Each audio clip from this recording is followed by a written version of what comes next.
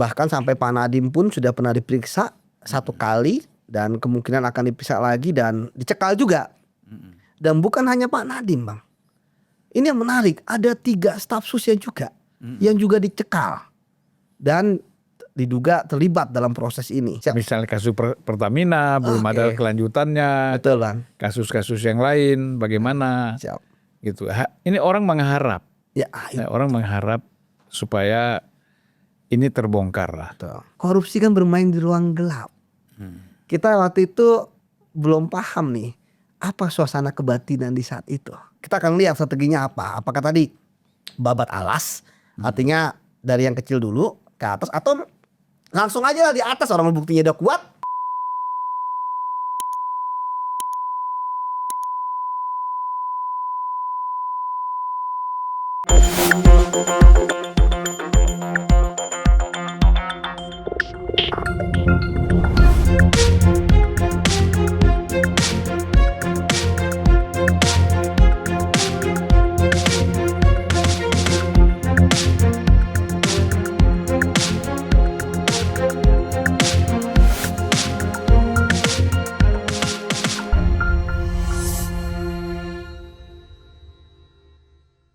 Bismillahirrahmanirrahim. Assalamualaikum warahmatullahi wabarakatuh. Waalaikumsalam. Salam sejahtera buat kita semua. Ya. Salam juga untuk seluruh para penonton Unpacking Indonesia dimanapun berada. Selamat datang Mas Yudi. Apa kabar nih? Alhamdulillah baik, Bang. Udah sering kesini ya? Iya, karena kalau abang yang manggil nggak berani kita, Bang, tidak hadir. Tapi kan banyak kesibukan. Iya, siap, Bang. Nah, ini saya sering berapa kali kita coba kontak, banyak aja kan. Iya, sih betul, ya, Bang. karena masih banyak yang percaya kan, enak juga. Betul sih, Bang, betul, Ya, betul, kan? Bang, betul. Jadi itu, Mas Yudi ini adalah mantan penyidik KPK. Iya. Sekarang penyidik apa nih? Penyidik macam-macam, Bang.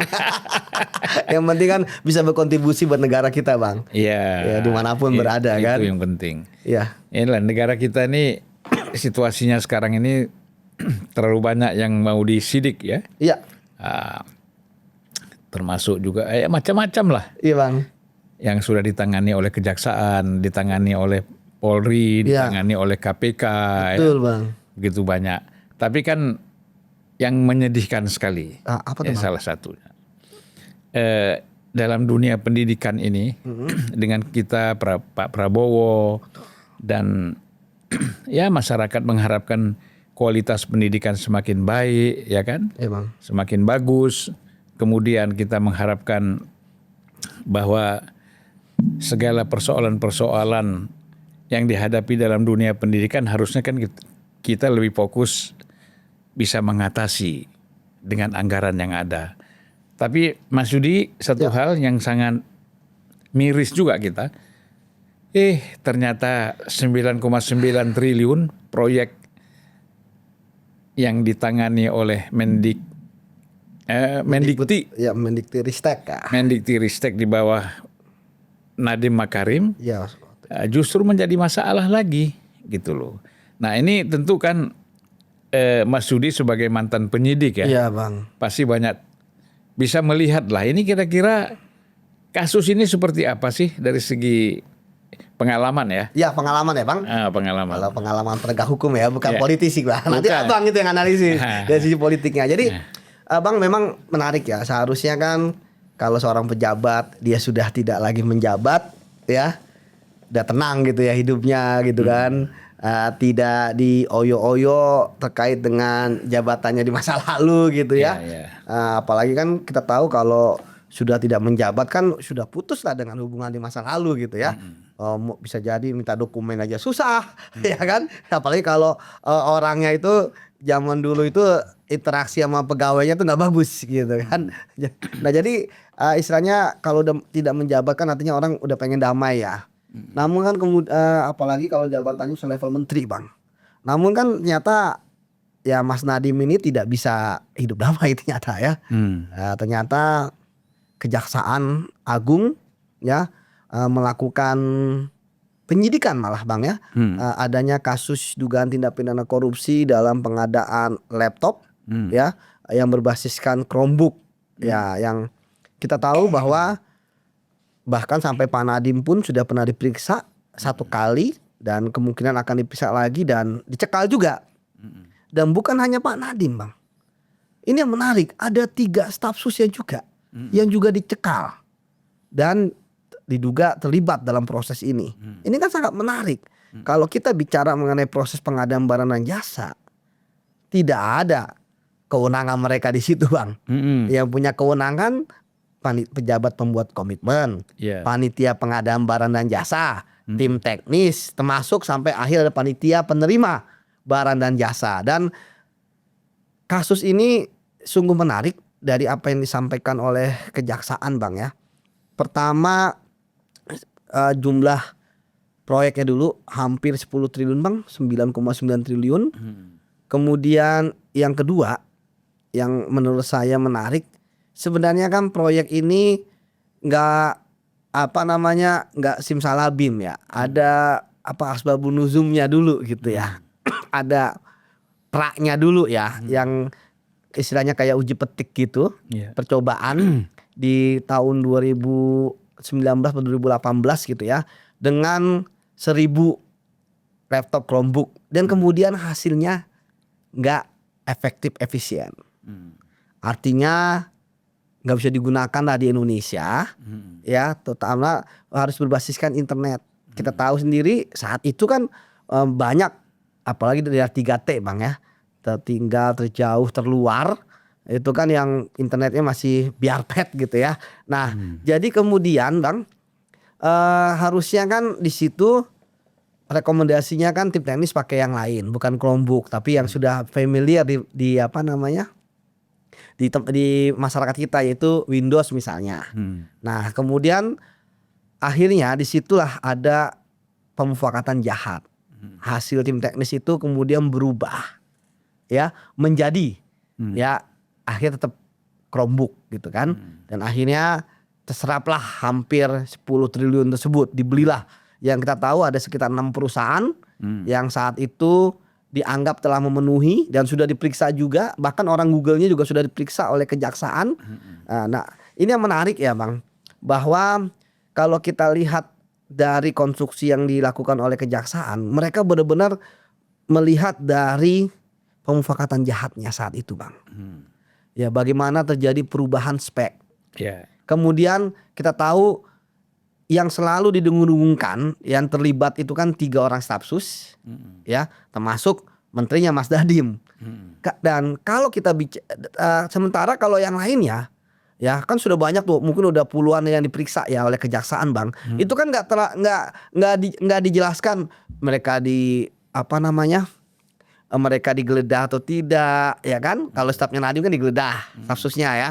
Atau kemudian mereka dicekal atau tidak. Karena memang saya paham, Bang, bahwa kejaksaan ini memprioritaskan ke 4 orang ini.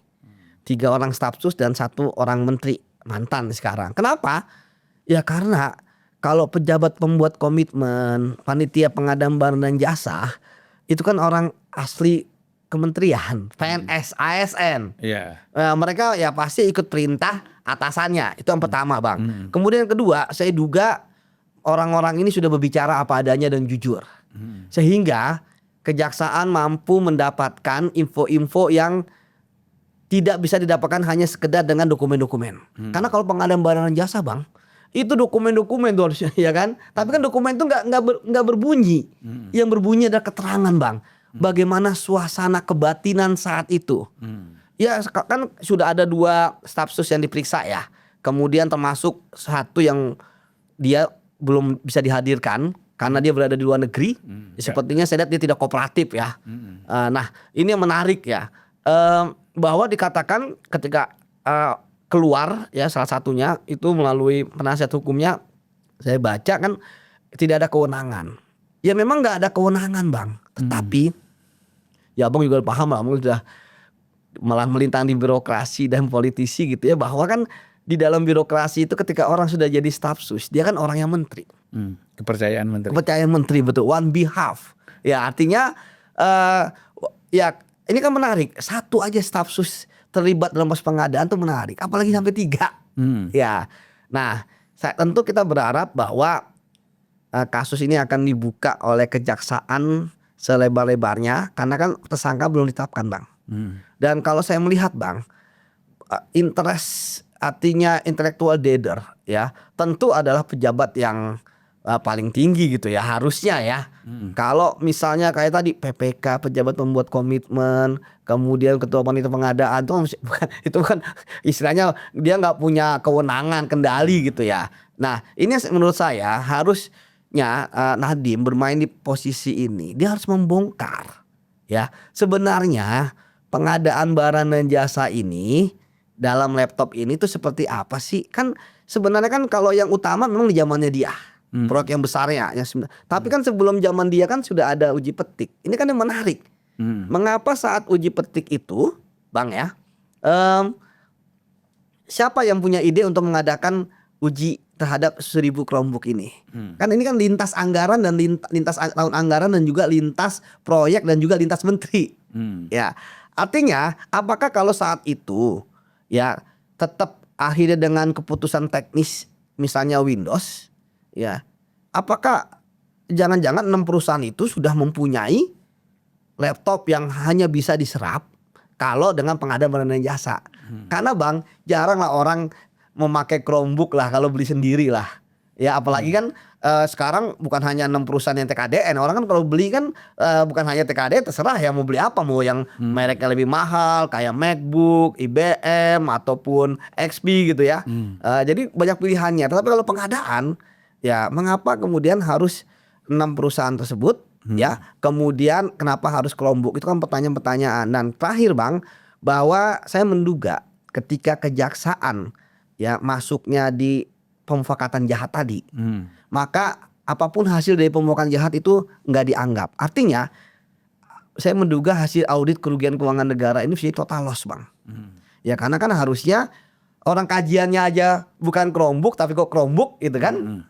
Seperti itu Bang. Ya walaupun Pak Nadiem ya kita ada asas praduga tidak bersalah ya, kompers ya kan. Itu soal total loss ini perlu dijelaskan maksudnya gimana? Ya total loss artinya semua dianggap hilang. Jadi semua nilai yang dibayarkan oleh negara ya itu dianggap hilang. Jadi kerugian keuangan negara. Kalau misalnya nggak total loss kan bisa dihitung. Misalnya negara keluar 1000 ternyata harganya 300 jadi 700. Ya kan kerugian negara 700. Tapi kalau ini saya lihat semuanya total loss. Ya karena kan nanti kan teman-teman kejaksaan juga bersama dengan auditor entah BPK gitu ya atau BPKP, mereka akan uji petik juga ke daerah masih berfungsi nggak sih nih? Masih digunakan nggak sih? Gitu Bang. Jadi ya terakhir bahwa ya kasus ini benar-benar sangat menarik ya. Pertanyaannya paling menarik kan apakah Pak Nadiem ini akan jadi tersangka atau tidak gitu. Karena memang dalam struktur birokrasi kementerian dia adalah orang paling tinggi, orang yang bertanggung jawab. Dan di sini kan ada kita karena konstruksinya pasal 2 pasal 3 Bang. Kerugian keuangan negara. Di situ jelas harus ada perbuatan melawan hukum. Ya, di situ harus ada kewenangan. Ya, apakah kemudian staf sus ini yang menjadi intelektual dader kan ya belum tentu kan dia aja dalam birokrasi aja bukan rantai paling tinggi, itu yang pertama. Kemudian yang kedua ya apa manfaatnya mereka gitu kan, karena tadi mereka nggak punya kewenangan tetapi mereka punya pengaruh gitu. Jadi nggak bisa dikatakan mereka tuh nggak punya kewenangan, enggak, tapi kan mereka punya yang namanya influence. Jadi mereka tidak punya kewenangan tapi punya kekuasaan. Nah itu Bang. Jadi itu Bang kronologisnya sampai saat ini belum ada yang ditetapkan oleh kejaksaan sebagai tersangka. Tapi saya sepakat dengan Abang bahwa ini kan dunia pendidikan. Harusnya 10T itu kalau benar kan bisa digunakan untuk kemajuan pendidikan di negara kita. Ya jadi sekarang kan artinya secara hukum sudah jelas kan bahwa ada perbuatan melawan hukum kan di situ, pelanggaran hukum kan di sini. Betul. Nah, apa sulitnya untuk menetapkan dia sebagai tersangka? Nah, ini yang karena kita nggak tahu Bang bagaimana prosesnya ya di kejaksaan. Tapi saya pikir kan teman-teman kejaksaan kita tidak perlu mengajari ikan berenang ya. Mereka pasti sudah paham. Bagi saya saat ini mungkin harusnya adalah saat yang tepat ya untuk berani menetapkan siapa tersangkanya. Terserah misalnya kejaksaan ingin pakai strategi makan bubur dari pinggirnya dulu, Ya. baru ke tengah, atau langsung aja, gitu kan? Karena melihat konstruksi perkara ini kan, ini dilihat dari bahwa ada perubahan.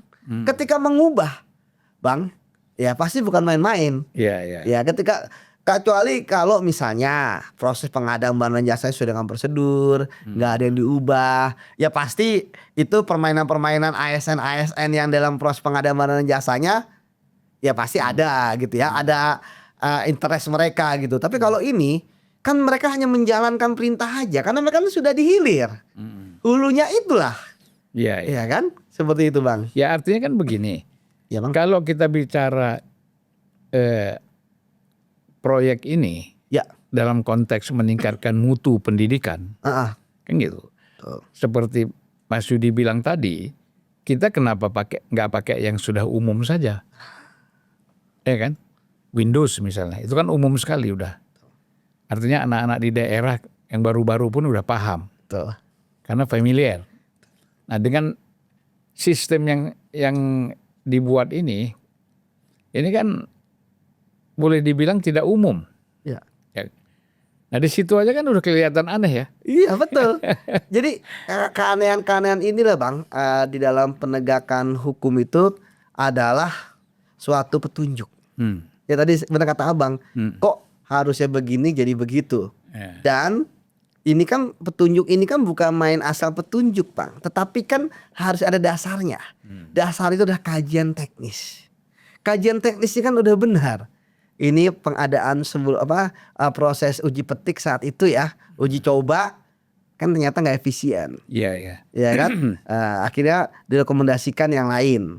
Ya harusnya kan tinggal jalankan aja, apa susahnya sih Bang? Tapi kita kan paham Bang, korupsi kan bermain di ruang gelap.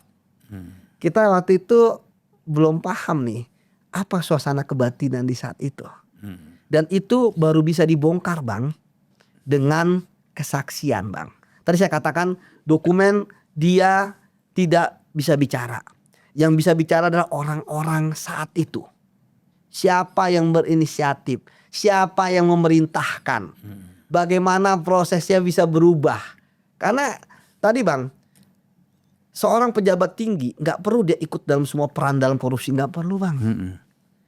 Satu telunjuk dia, ya, yang membuat akhirnya semua bola-bola itu bergerak, itu sudah bisa tersangka. Nggak, justru Bang, dalam pengalaman saya, pejabat-pejabat tinggi ya, sekali bermenteri, ketua lembaga, itu berkas mereka perbuatannya tipis, ya kan? Hanya memanggil, ya kan, memerintahkan buat ini, udah itu aja. Tapi akibat panggilan dia, semua proses pengadaan barang dan jasa direkayasa, ya, dan bahkan banyak orang-orang dalam tindak pidana korupsi yang melibatkan menteri, yang melibatkan kepala lembaga, ya, itu lebih banyak orang-orang di bawah, kadang teknis, tapi penting hanya itu Bang, manggil, ya kan, tolong begini, tolong ini yang menang, ya kan. Tapi untuk bisa membuka itu, ya harus berani menjadi justice kolaborator yang lain, karena Bang, tadi saya katakan emang harus berani Bang. Ya kalau takut, karena kan tadi karena kan tadi kan juga pejabat-pejabat ini kan juga pinter juga Bang. Mereka juga bukan anak kemarin sore dalam dunia korupsi gitu kan. Ya mereka kan bisa juga mengeles kan. Oh saya nggak pernah perintahan, saya nggak pernah manggil. Tapi kami penyidik percaya bahwa ketika seseorang ya yang sudah pasrah dan mau jujur dan terbuka ya mengatakan bahwa emang dia dipanggil, diperintahkan, maka kami akan mencari bukti-bukti untuk mendukung. Karena kan satu saksi bukan saksi, tetapi kalau ditambah dengan petunjuk-petunjuk lain, ya kan, itu apalagi tadi saya katakan Bang bahwa saat ini para koruptor kan sudah jago, mereka udah nggak main tulisan lagi, nggak main disposisi Bang. Kalau main disposisi kan gampang ketangkap. Kalau kayak gitu, Tapi masih ada kemarin yang main disposisi kan? itu kalau Abang bahas di yang lain Bang. Gawat, masih ada ya Bang? Aduh. Itu ada nanti. Itu nanti waktu lain kita bahas. Oke, siap Bang. Jadi kembali lagi Bang. Ya bahwa ya kita berharap ya sebenarnya kan Pak Nadiem ini kan selama menjabat sebagai menteri kan memang tidak pernah ada isu-isu korupsi ya Bang ya. Ya, tapi kalau terkait dengan kerjaan dan sebagainya mungkin ada beberapa, tapi kalau korupsi kan memang menarik. Akhirnya ya dia dia akhirnya terseret di kasus Chromebook ini ya, setelah tidak menjabat. Ini kan menarik. Padahal kan kasus ini kan juga 2 tahun atau 3 tahun setelah sebelum dia tidak menjabat ya. Tapi ya nggak masalah karena ini kan belum kadaluarsa. Bagi kita kan yang penting Bang, siapapun dia ya kan, kalau memang terlibat ya nggak masalah. Ya tetapkan saja sebagai tersangka ya, walaupun mungkin misalnya kayak abang kenal gitu kan, seperti itu. Lah iya, memang kan kadang kasus hukum itu secara hukum itu mudah. Tetapi kadang-kadang pertimbangan-pertimbangan politik itu yang membuat sulit. Mas Yudi kan sebagai penyidik, saya kira paham sekali lah itu ya.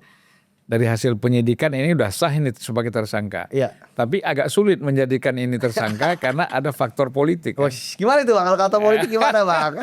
Saya kan ya kan koneksi-koneksi itu kan sangat menentukan kan. Betul Bang. Dia anak si B, dia saudara si B, si A, dia siapa lagi lingkungannya, ini dipertimbangkan nanti kalau ini ditahan efeknya apa, baik secara pribadi ataupun secara kelompok. Betul. Nah itu kan suka seperti itu kan.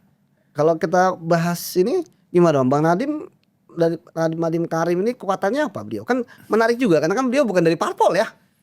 Saat dipilih ya Bang, menarik nih.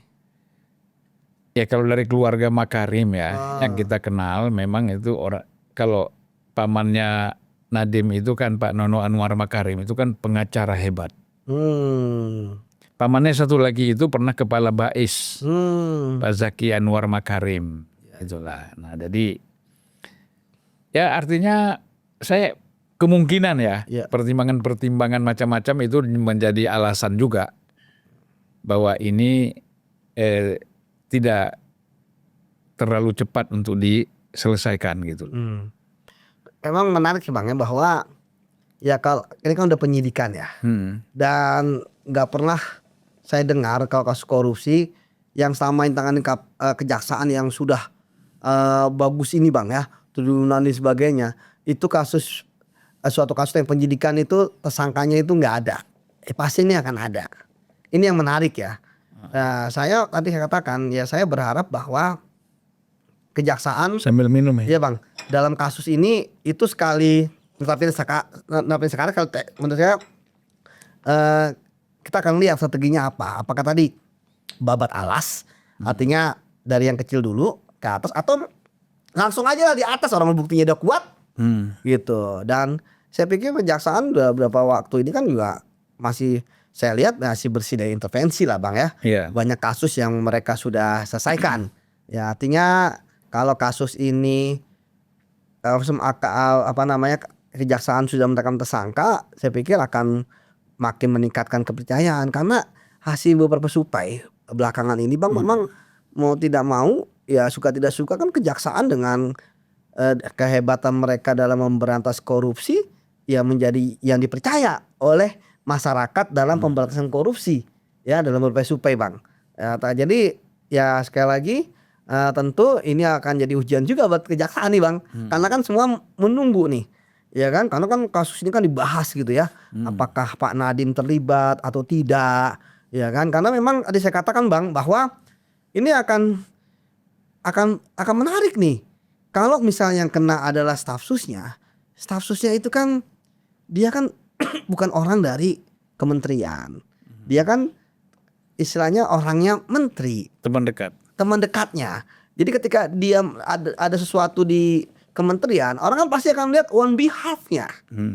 Ya, apakah kemudian ternyata 3 orang ini bersekutu untuk kemudian terlibat dalam proses ini, kan akan jadi tanda tanya.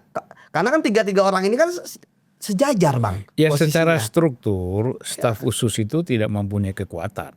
Oke, cocok Bang. Ya kan? Betul. Yang struktur birokrasi di kementerian itu kan pasti mendengarkan pengarahan menteri, bukan staf khusus. Betul. Staf khusus berjalan setelah ada perintah dari menteri. Betul Bang. Kalau menteri tidak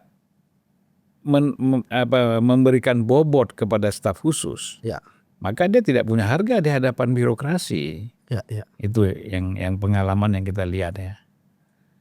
Nah jadi rasanya kalau misalnya staf khusus pasti perintah menteri. Itulah Bang. Betul Bang. Sama kayak misalnya kalau misalnya lebih bawah lagi Bang.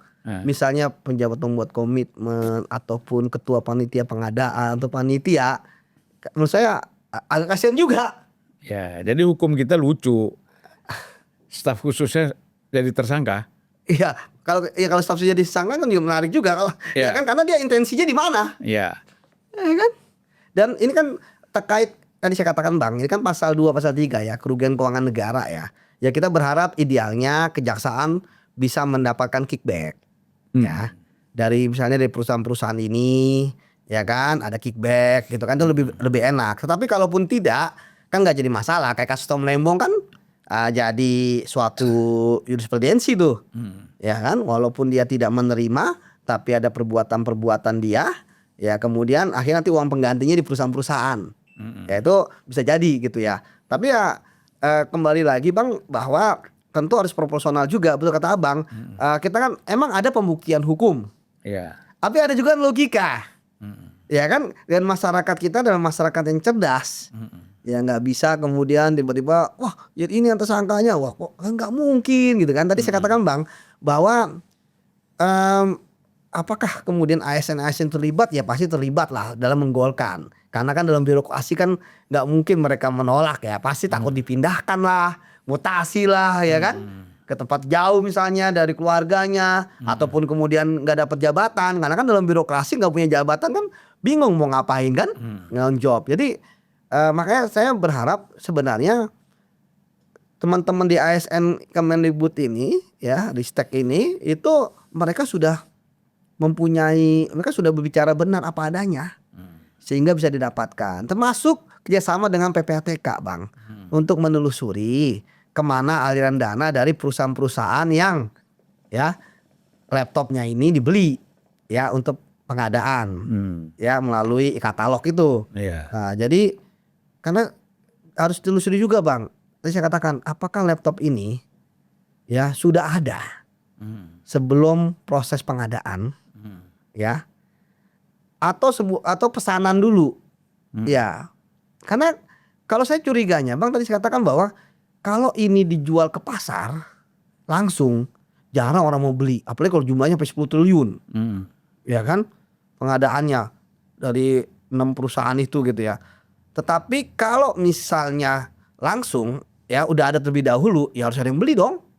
Ya jadi nah ini harus telusuri misalnya manifestnya, dan saya lihat kejaksaan juga sudah memeriksa ya. Memeriksa waktunya. Memeriksa sehingga kemudian dari situ bisa didapatkan Bang kapan laptop ini ada di Indonesia. Yang pertama, kemudian karena kan walaupun itu kan tetap ada TKDN kan juga nggak 100% kan gitu kan masih. Kemudian yang kedua Bang tetap yang kedua aliran dananya kemana aja. Kayak dalam kasus IKTP Bang menelusuri kasus aliran dana ke perusahaan-perusahaan yang menang tender itu bisa didapatkan kok. Dan emang berlapis-lapis Bang. Jadi keluar negeri dulu, nanti dibelikan perusahaannya perusahaan cangkang, padahal nggak beroperasi gitu kan, dan lain sebagainya. Jadi sebenarnya bisa lah untuk ditelusuri bagaimana prosesnya. Ya itulah, jadi memang tidak mudah bagi kejaksaan ini kan, memang harus mendapatkan bukti-bukti secara pasti ya dan detail ya. Ya. Supaya jangan dianggap sewenang-wenang kan gitu. Betul Bang. Nah kalau kita memang kepingin cepat. Nah betul. Iya. Biar gak, karena masih ada kasus korupsi yang lain Bang. Ya kalau kita bahas. Banyak sekali ya. Iya Bang. Jadi misalnya kasus Pertamina belum ada kelanjutannya. Betul Bang. Kasus-kasus yang lain bagaimana. Siap. Gitu. Ini orang mengharap. Ya. Orang mengharap supaya ini terbongkar lah. Betul. Karena kalau nggak selesai, ya kita berpikir setelah Orde Baru dan masuk ke Orde Reformasi, presiden sudah berganti-ganti, ya. kasus-kasus korupsi itu sudah tidak ada lagi Nah, atau berkurang. Tapi kok malah bertambah kan gitu. Nah ini kalau menurut Mas Judi apa sebabnya ini kok bertambah ini korupsi ini? Justru Bang, kita bagus Bang, bertambah. Kenapa? Karena berarti dibongkar Bang. Tadi saya katakan korupsi itu kan kejahatan luar biasa. Hanya dilakukan oleh segelintir orang di ruang gelap dan mereka akan melakukan apa saja supaya tidak ketahuan. Menyuap aparat penegak hukum, menggunakan tadi benar kata Abang relasi kuasa politiknya ya supaya kebal hukum gitu Bang. Jadi justru ketika sekarang banyak kasus korupsi, bahkan ada Liga Korupsi Indonesia Bang. Ya kan? Sampai ada korupsi 1.000 triliun. Kecil banget. Gitu kan? Akhirnya yang terjadi adalah ya tadi masyarakat melihat banyak makin korupsi, saya malah bagus Bang. Artinya diungkap. Karena saya masih yakin jangan masih ada korupsi ribuan triliun lagi di luar sana Bang. Yang tinggal menunggu kapan untuk diungkap.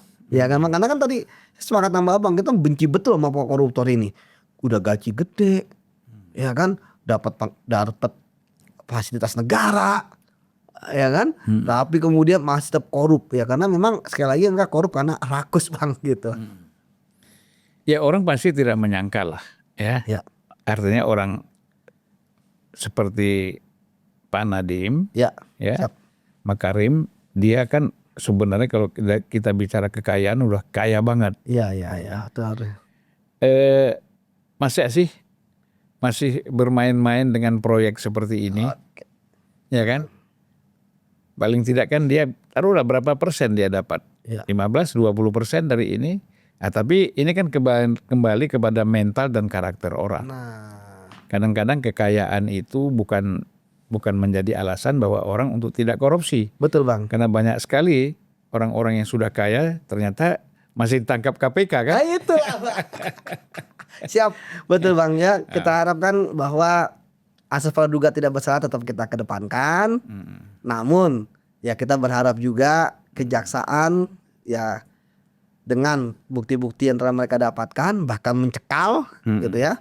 Tentu dalam waktu tidak berapa lama lagi Bang berani untuk menetapkan tersangka. Setidaknya ini adalah sebagai efek jerah supaya yang lain tidak melakukan.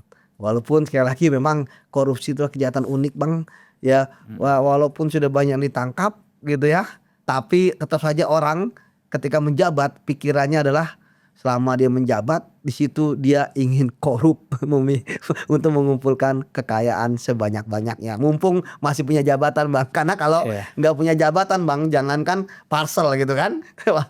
Dia orang SMS aja nggak mau Bang gitu Bang. Siap. Ya, sekarang ini kan memang yang menjadi masalah. Ya, masyarakat ini kan pasti menunggu. Nah betul Bang. Ya, proses ini seperti apa akhirnya. Jangan sampai memang orang senang bahwa sekarang Nadiem dan staf khusus sudah dicekal. Betul. Ya kan? Nah ini jangan hanya menjadi hiburan. Dah cocok Bang. Betul Bang, pemberantasan korupsi itu kan bukan hiburan gitu kan. Bukan untuk menyenangkan masyarakat. Betul, tetapi dituntaskan secara hukum pasti ada yang salah gitu loh. Kita tidak menyatakan bahwa ini pasti Nadiem. Betul. Ya kan? Tidak menyatakan. Tapi kan tugas penyidik lah, tugas kejaksaan lah yang memang harus mencari yang sesungguhnya ini apa dan siapa. Semua dalam permainan 9,9T ini kan gitu. Betul Bang, karena hukum itu kan pertanggungjawaban pidana. Iya. Dia siapa yang berbuat dia bertanggung jawab. Kalau nggak ada perbuatannya ya jangan diminta pertanggungjawaban. Nanti rekayasa seperti itu Bang. Ya memang secara posisi ya birokrasi ya memang yang bertanggung jawab itu menteri ya Nadiem Makarim. Nah tetapi kan dalam penyidikan kita lihat nanti tanggung jawabnya itu sejauh mana. Betul Bang. Gitu kan. Ya. Apakah mungkin anak buah main sendiri tanpa sepengetahuan dia? Betul. Ya kan? Bisa jadi itu Bang. Bisa jadi kan gitu. Nah inilah di sini kejaksaan sekarang memilah-milah dan dicekal-cekal dulu nih supaya bisa mendapatkan hasil yang maksimal ya. Betul. Gitulah. Siap Bang. Oke Mas Judi. Siap Bang. Ya. Mas Yudi juga ada tugas lain. Ya itu Bang, nanti kita lagi Bang. Siap. Karena mendadak. Oke. Siap, Terima Bang. kasih Mas Yudi. Siap, terima kasih Bang. Aduh. Siap.